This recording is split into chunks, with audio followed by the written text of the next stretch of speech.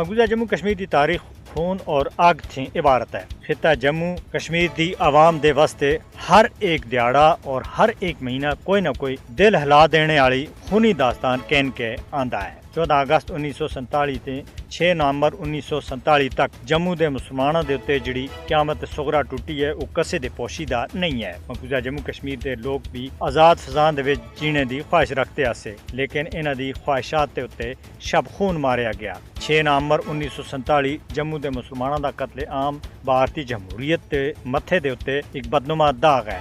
اس مہینے وچ جموں دی سرزمین کو مسلمانوں دے خون دے نال لالزار کیتا گیا۔ لکھاں مسلمانوں کو صرف اس بنیاد دے اتے شہید کیتا گیا جڑے پاکستان دے نال محبت کردے آسے۔ یہ کوئی اچانک پیش آنے والا واقعہ نہ آسا، بلکہ منظم طریقے تھے بھارتی ریاستی سرپرستی وچ ہونے والی نسل کشی آسی، جس کا مقصد جموں دے مسلم اکثریتی تشخص کو ہمیشہ دے واسطے ختم کرنا آسا۔ ڈوگرا فوج، RSS، ہندو بلوائیاں سن مل کے ایک باقاعدہ منصوبہ بنایا آسا کہ جموں دے مسلمانوں دا قتل عام کیتا جلے۔ یہ تاریخ دی سب سے بڑی مسلمانوں دی نسل کشی آسی۔ دھوکے دے نال مسلمانوں کو ٹرکاں اور بساں وچ سوار کر کے کھلے میدانوں میں کہن کے غاصب بھارتی فوج اور ڈوگرا دے غنہ اور ہندو بلوائیاں سن بے دردی دے نال شہید کیتا۔ اس دلدوز سانے وچ 2,38,000 تے زیادہ مسلمانوں کو شہید کیتا گیا۔